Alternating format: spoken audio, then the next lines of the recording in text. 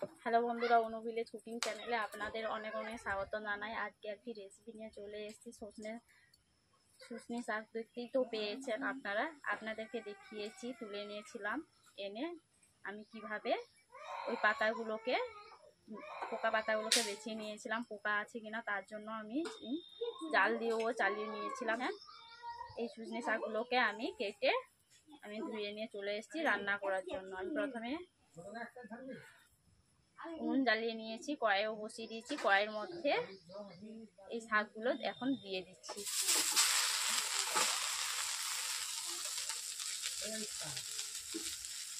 দেখতেই পাচ্ছেন কতগুলো শাক, কিন্তু রান্না করলে কেমন হয়ে যাবে দেখতেই থাকুন ভিডিওটার রেসিপিটা প্রথম থেকে শেষ পর্যন্ত, স্কিপ না করে পুরো রেসিপিটা দেখবেন। ভালো লাগলে লাইক কমেন্ট এবং শেয়ার করে সাবস্ক্রাইব করে দেবেন। আমি প্রথমে শাকগুলোকে কড়াইয়ের মধ্যে দিয়ে দিয়েছি। এখন এরপর ওতে আমি দিয়ে দিচ্ছি সামান্য নুন, অল্প করে নুন দিচ্ছি যাতে,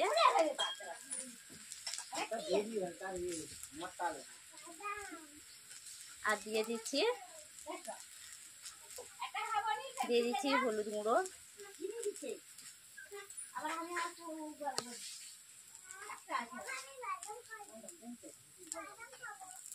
স্বাদ মতো নুনও দিয়ে দিয়েছি।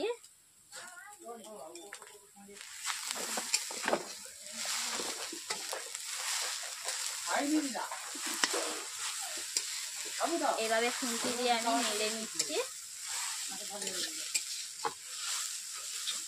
অল্প করে নুন দিয়েছি, দেখতেই পাচ্ছেন শাকগুলো কতটাই পরিমাণে ছিল আর কতটাই হয়ে যাচ্ছে।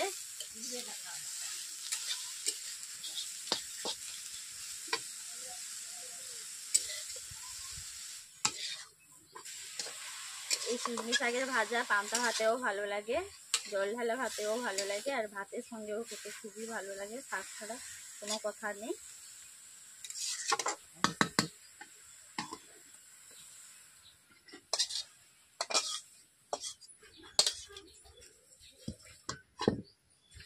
শাকগুলো সেদ্ধ হয়ে গেছে, আমি কড়াই থেকে বালির মধ্যে ঢেলেই নিয়েছি। জল থাকলে জলটা নিয়ে যাবে।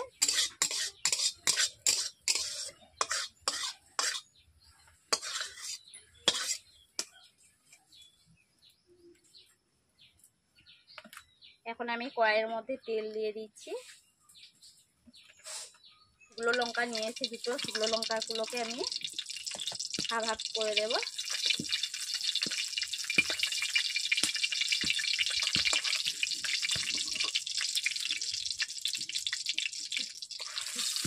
লঙ্কাগুলোকে প্রথমে আমি লাল লাল করে ভেজে নেব।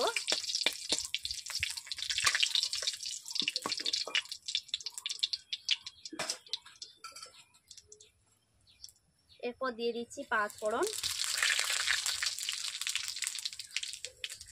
পাঁচফোড়নগুলো লালচে হয়ে গেছে। এরপর দিয়ে দিচ্ছি পেঁয়াজ কুচো, বেশি করে পেঁয়াজ কুচো দিয়েছি। শাক ভাজা খেতে ভালো লাগতো,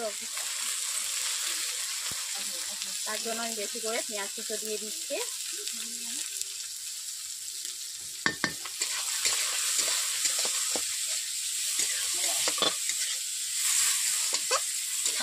বন্ধুরা, দেখতেই পেয়েছেন এই শুকনো শাকের ভাজাতে বেশি কোনো উপকরণ লাগে না, খুবই সামান্য উপকরণ, বাড়িতে যেসব উপকরণ আছে এই দিয়ে রান্না হয়ে যায়।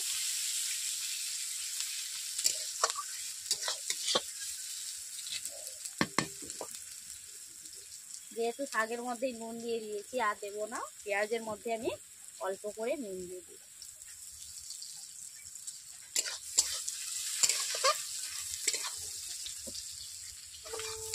বন্ধুরা, দেখতেই পাচ্ছেন পেঁয়াজগুলো আধো আধো ভাবে ভাজা হয়েছে। এরপর আমি শাক দিয়ে দিচ্ছি। এখন পেঁয়াজগুলো বেশি ভাজলাম না, অল্প করে আধো আধো ভাজলাম, কারণ শাকের সঙ্গে পেঁয়াজগুলো ভাজা হয়ে যাবে। পেঁয়াজগুলো বেশি ভেজে নিলে শাকের মধ্যে ভালো লাগবে না খেতে।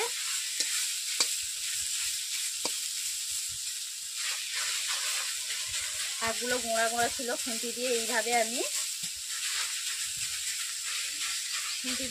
নেড়ে নিচ্ছি। এইভাবে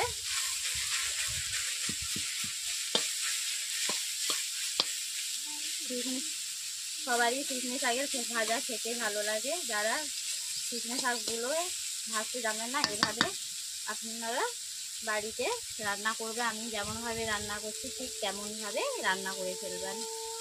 কেমনভাবে রান্না করলাম আপনারা তো দেখতেই পেলেন। আর কেমন লাগছে এই শাকের ভাজাটা অবশ্যই কমেন্ট করে জানিয়ে দেবেন। শাকগুলোকে আমি বেশি ভাজবো না, শাকগুলোকে ছেঁকে নেওয়ার পর 1 থেকে 2 মিনিট আমি নেড়ে নেব, বেশি ভাজবো না।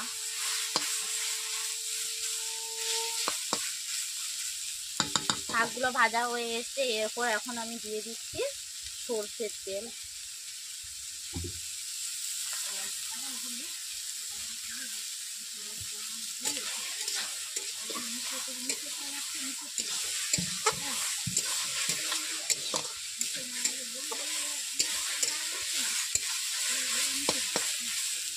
বন্ধুরা দেখতেই পাচ্ছি শাকের ভাজা হয়ে গেছে। আমি তেল দেওয়ার পর আমি অল্প করে নেড়ে নিয়েছি, বেশি নাড়বো না।